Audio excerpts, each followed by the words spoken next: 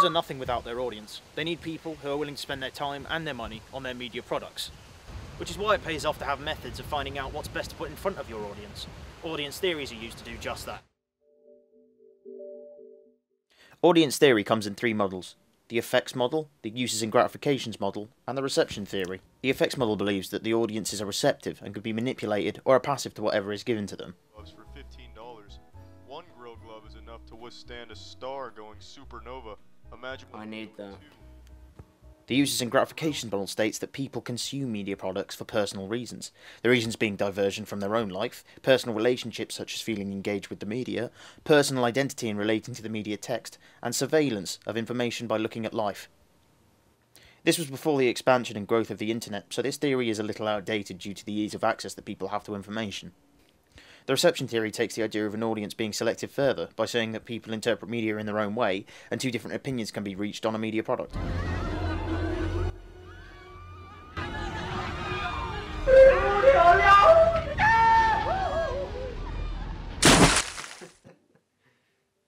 It also talks about putting the right things in front of audiences by constructing codes that it can use to interact with its audiences.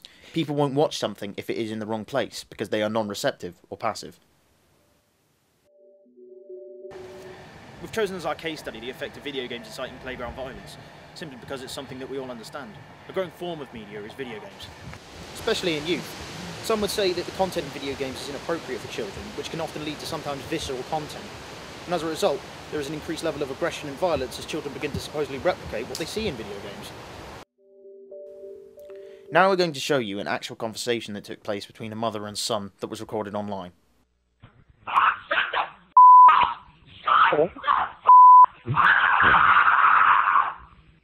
Bro, you guys hear this kid?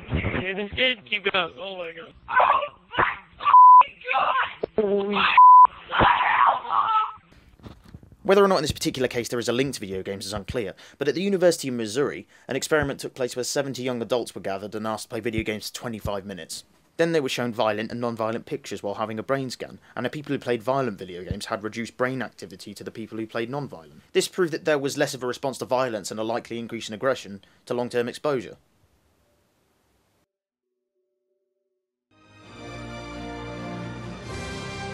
Welcome to Conglomerate News, with your host, Barnaby Brown. Hello and welcome to Conglomerate News. In the news today, it is found that children are playing games with the certification dictates they are not allowed to play. Parents are still buying it for them, but it's been found that it is actually the game's fault, not the apathetic, awful parenting. It's science, people. It's been found that companies such as Rockstar are responsible for gun and knife crime throughout the world, with violent titles such as Grand Theft Automobile and State of Allergies. These games are misleading children into turning to drugs and crime throughout the world. So you can blame them, and not yourself, parents. Thank you. The community in gaming has had a meteoric rise in popularity over the last decade. It's likely when somebody thinks of a gamer, they get this sort of character. I just play on the computer a lot because I don't have a girlfriend. But gaming has become a sociable and antisocial experience for those involved. The community ranges from charming men like this... Hello, audience. Alright. So a couple of you... to degenerates like this. Hey, buddy. I'm over here, buddy. Oh! The point we're making is that anybody can get at this content, even children. And they choose what they listen to, who they play with, and even what content they put up. This is something that any content advice will not cover, and parents likely have no influence over. They can learn things that they're not old enough to understand, and this is a testament to it. Given what we've researched, the facts, the evidence, we'll now give our opinion on what we think is true about the hypothesis. Most games that the younger generation play involve killing other people online. This can change their perception in real life, with many examples of teenagers shooting people in their local area after playing games, for example Grand Theft Auto. However, not all games do this, as people have a decision whether to be good or bad. I don't think video games are trying to manipulate children, but they are, and there's nothing stopping them. To conclude as a group, what we would say is that given the levels of time that some children put into playing the games, it's of course going to have an effect on their mind. Maybe it's not intentional, maybe it's not even the game itself which is doing it, but it does have an effect on those minds of those who have a malleable mind.